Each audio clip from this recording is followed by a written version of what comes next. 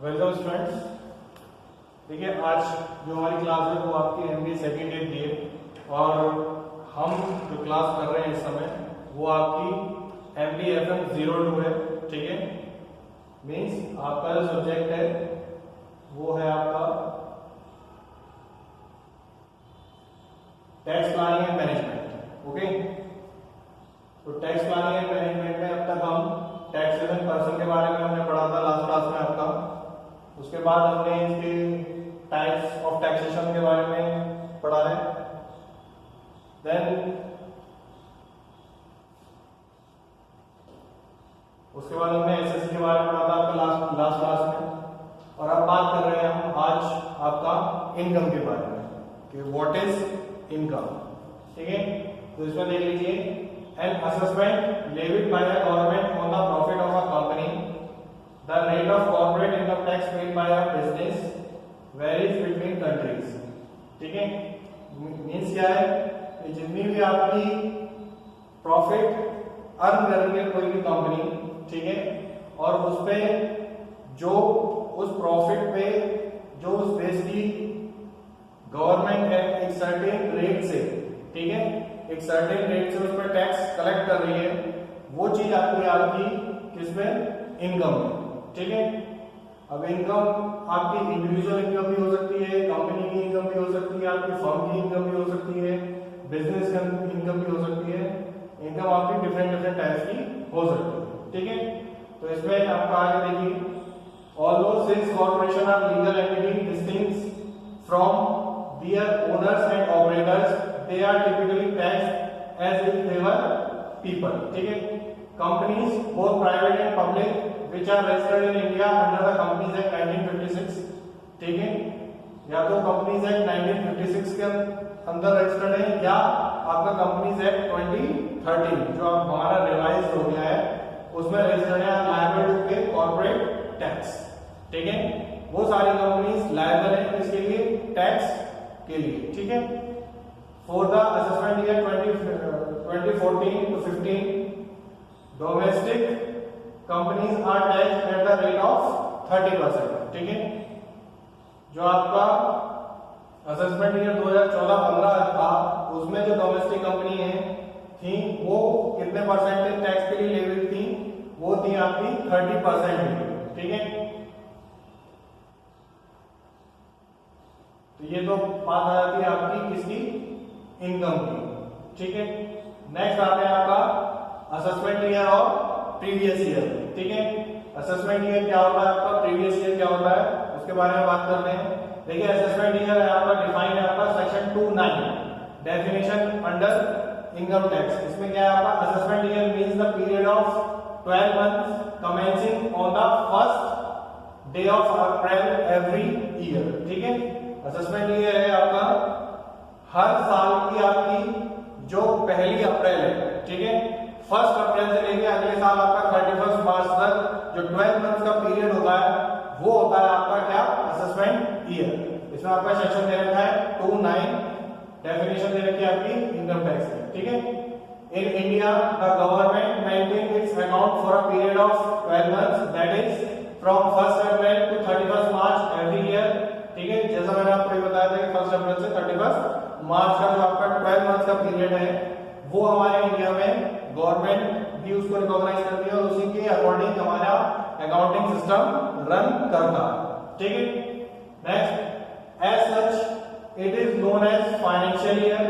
The income tax department has also selected same year for its assessment procedure. ठीक है, तो income tax department भी आपका same year select करता है किसके लिए, अपने इनकम टैक्स को असेसमेंट करने के लिए। ठीक है, इसमें आगे आ गया आपका the assessment year is the financial year of the government of India during which income of a person relating to the relevant previous year is assessed to tax.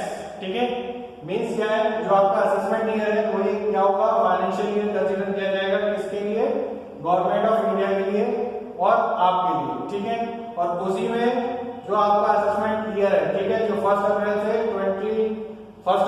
से आपका 31 मार्च तक का पीरियड है 12 मंथ्स का, उसका ही जितनी आपकी इनकम हुई है, ठीक है, उस पे ही उस इनकम को ही जो आपका इनकम टैक्स डिपार्टमेंट है उसे टैक्सेबल कंसीडर करेगा, ठीक है। अगर आप इनकम टैक्स स्लैब को फॉलो करते हैं, ठीक है, और उसी स्लैब में आप किसी भी स्लैब में आप आ रहे हैं, ठीक है, तो उस स्लैब के जो हमारे certain income tax rates decide है उसके अंडर आप लायबल होंगे टैक्स को पे करने के लिए, ठीक है।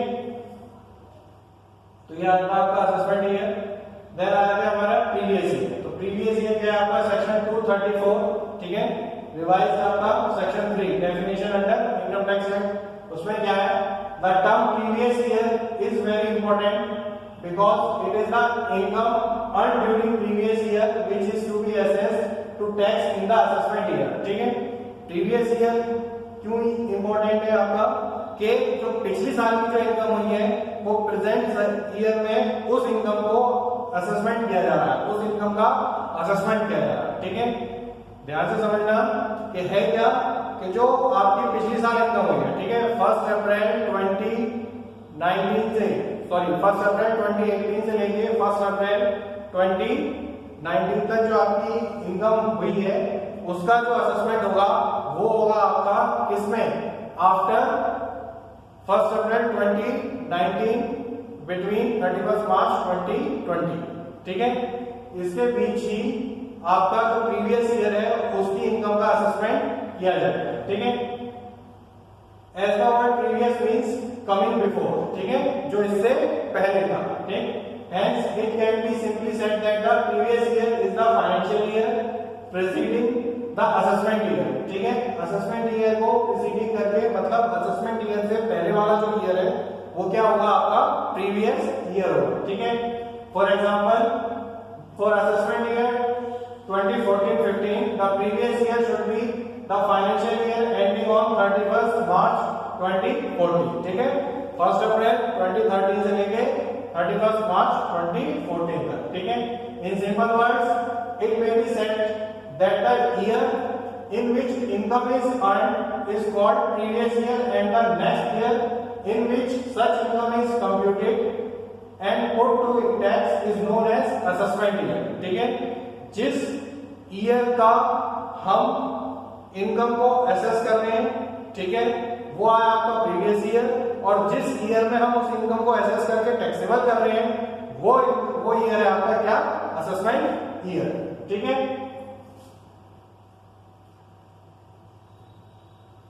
ये चीजें आ गई आपकी। देखिए important tax dates and forms क्या है आपकी। देखिए कैटेगरी ऑफ टैक्स पेयर दे रखा है आपका due to tax filing by financial year 2019, जो आपका इंडिविजुअल है, ठीक है, उस केस में क्या दे रखा है 31 जुलाई 2019 तक। आपका बॉडी ऑफ इंडिविजुअल्स है, ठीक है, वो है आपका 31 जुलाई 2019। हिंदू अनडिवाइडेड फैमिली है, उसके लिए भी आपका जो कंबाइंड फैमिली की इनकम है उसका भी जो आप टैक्स पेबल करेंगे वो भी 31 जुलाई 2019 तक होगा, ठीक है। नेक्स्ट आता है आपका एसोसिएशन ऑफ पर्सन, ये भी आपका 31 जुलाई है।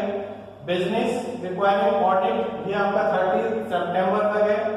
और बिजनेस रिक्वायरिंग टीपी रिपोर्ट, ये आपका 30 नवंबर, ठीक है। देखिए इसमें नीचे लिख रहा है this income tax return for the financial year 2018-19 applicable for income earn from 1 April 2018 to 31 March 2019। ये जो डेट्स हैं ये कौन सा पीरियड कंसीडर करनी है, ये आपका जो 1 अप्रैल 2018 का है और जो 31 मार्च 2019 का पीरियड है उसे कंसीडर कर लीजिए, ठीक है।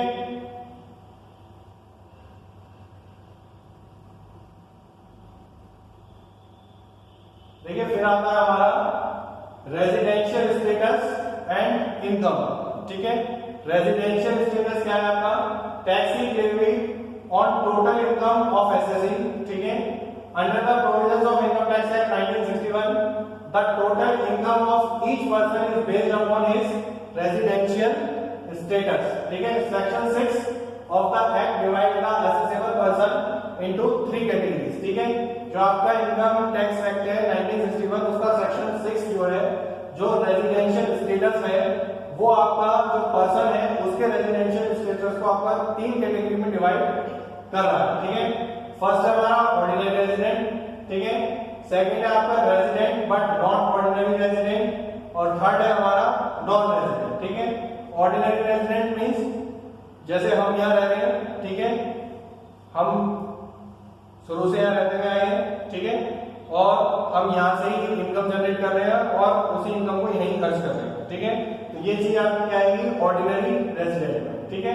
दूसरा आता है आपका resident but not ordinary resident, मतलब हम यहाँ हैं, ठीक है, हमारी मम्मी पापा सब यहाँ के थे, ठीक है, आपने पढ़ा, ठीक, अच्छी ग्रोथ करी, आप कहीं शिफ्ट हो गए बाहर, ठीक है, बाहर in the sense from the legal territory of our country, ठीक है, मींस फॉरेन में कहीं, ठीक है। तो वो चीज आती है आपके इसमें resident but not ordinary resident, मतलब आप कुछ टाइम पीरियड के बाद आप अपने घर वापस आते रहते हैं, ठीक है, इंडिया विजिट करते रहते हैं। नेक्स्ट आपका नॉन रेजिडेंट मींस एक बार आप बाहर शिफ्ट हो गए, आप परमानेंटली बाहर के हो गए, ठीक है, वो चीज आती है आपकी नॉन रेजिडेंट, ठीक।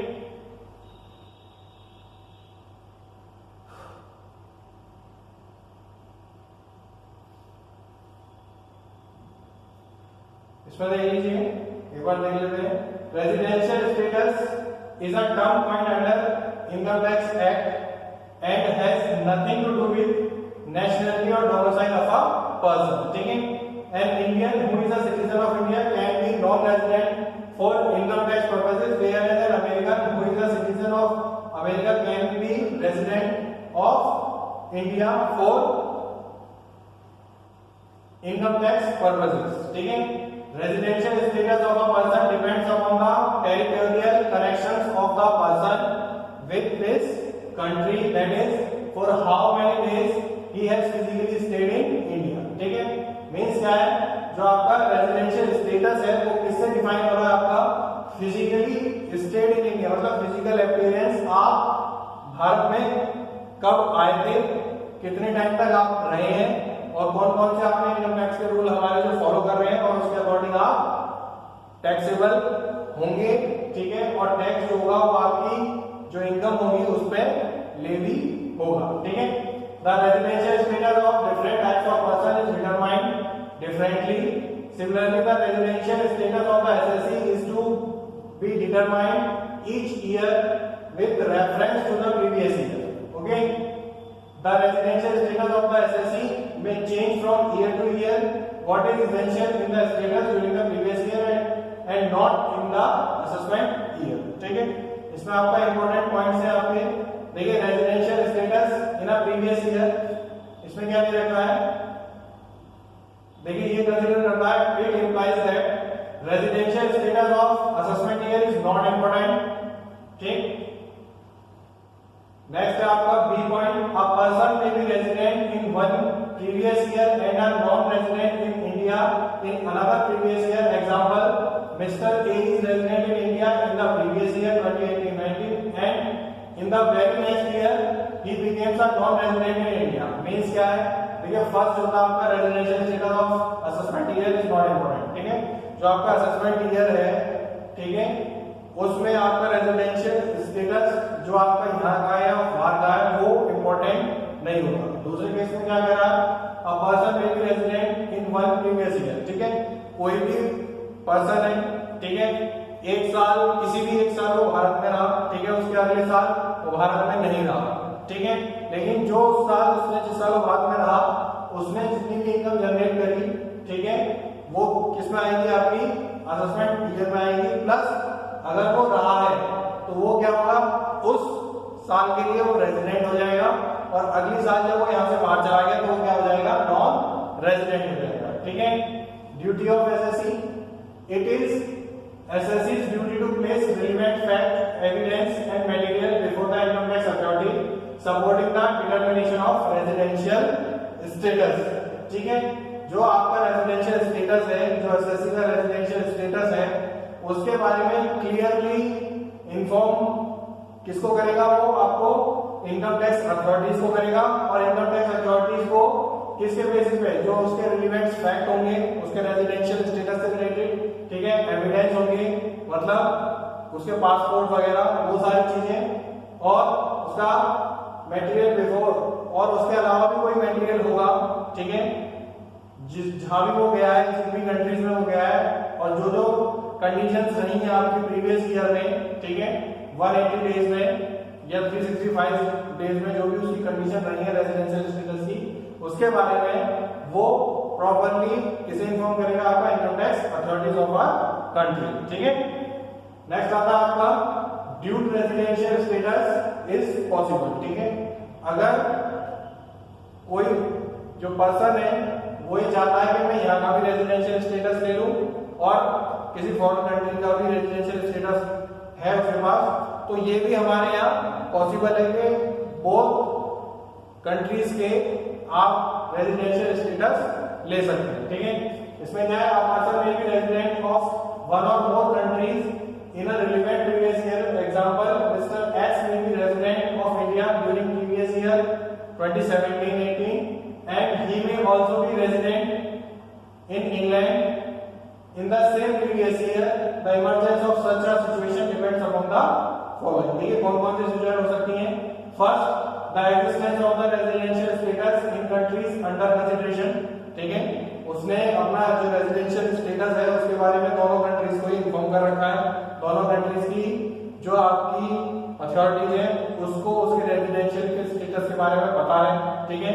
नेक्स्ट आता है आपका the different set of rules have been laid down for determination of residential status, जो आपके डिफरेंट जो रूल्स हैं दोनों अथॉरिटीज के, उन रूल्स को वो फुलफिल कर रहा है, ठीक है, वो उसके अकॉर्डिंग ही अपना रेजिडेंट या अपना स्टे उस पर्टिकुलर कंट्री में कर रहा है, जो रूल्स एंड रेगुलेशंस कहते हैं। नेक्स्ट आता है आपका determination of residential status of different persons, ठीक है। As we know that income tax is charged on every person, the term person as been defined under section 231 includes, ठीक है, जो आपका जो टर्म है पर्सन वो डिफाइन है किसमें, आपका इनकम टैक्स एक्ट के सेक्शन 231 में। फर्स्ट है एन इंडिविजुअल, ठीक है, कोई सिंगल पर्सन भी जो इनकम जनरेट कर रहा है वो भी टैक्सेबल होगा, ठीक है, जो एक पर्टिकुलर जो हमारे इनकम टैक्स स्लैब्स हैं उसे फॉलो कर रहा है, ठीक है, या उनकी कैटेगरी में वो आ उसके अकॉर्डिंग। सेकंड है आपका हिंदू अनडिवाइडेड फैमिली, ठीक है, जॉइंट फैमिली है, जॉइंट इनकम जनरेट हो रही है, वो भी आपको कंसीडर करनी चाहिए किसमें, सेक्शन 231 में। नेक्स्ट है फर्म, ठीक है, वो इनकम जनरेट कर रही है, वो भी पर्सन की कैटेगरी में ही क्या करी जाएगी, कंसीडर करी जाएगी। नेक्स्ट है आपका कंपनी, ठीक है, तो ये चीजें हो गई। नेक्स्ट है आपका एओपी और बीओआई, और नेक्स्ट है लोकल अथॉरिटी, कोई भी लोकल अथॉरिटी है वो, और every other artificial jurisdictional person not filing in preceding 6 सब क्लास, ठीक है, जो कोई भी आर्टिफिशियल जुडिशियल पर्सन है, ठीक है, कोई फर्म हो सकती है, कोई कंपनी हो सकती है, कोई किसी का लीगल रिप्रेजेंटेटिव हो सकता है, वो भी जो पिछली 6 जो हमारी क्लासेस है उनमें नहीं कंसीडर किया गया है, इसके अलावा भी कोई है तो वो यहाँ कंसीडर हो सकता है, ठीक है। टाइप्स ऑफ रेजिडेंशियल स्टेटस है हमारे, ठीक है, इसमें आपका for individual and Hindu undivided family, इसमें आपके 3 टाइप्स हैं, ordinary resident, non ordinary resident, non resident, ठीक है। उसके बाद आपका for firm, company, local authority, other artificial judicial person, इसमें आपका 2 टाइप्स है हमारे, रेजिडेंट और नॉन रेजिडेंट, ठीक है। इसके बारे में हम पूरे चार्ट के बारे में डिस्कशन करेंगे दोबारा से, ठीक है, और एक बार दोबारा से रेजिडेंशियल स्टेटस के बारे में भी पढ़ेंगे, ठीक है, वो नेक्स्ट क्लास में करेंगे। आज की क्लास में हम केवल यही रखते हैं, ठीक है, असेसमेंट ईयर प्रीवियस ईयर हो गया हमारा, ठीक है, जो रेजिडेंशियल स्टेटस है उसके बारे में पॉइंट्स हो गए, रेजिडेंशियल आपकी जो इनकम टैक्स डेट्स थी, फॉर्म्स थे, उसके बारे में डिस्कशन किया, ठीक है। Then previous year assessment year हो गया, हमारा इनकम हो गई, डेफिनेशन ऑफ इनकम हो गया, इसके बारे में हमने डिस्कशन कर लिया। और उससे पहले लास्ट क्लास में हमने क्या किया था, आपका एसएससी के बारे में हमने पढ़ा था, ठीक है। तो आज के लिए हम केवल इतना ही रखते हैं, ठीक है, और नेक्स्ट क्लास में हम आगे बात करेंगे। So thank you class.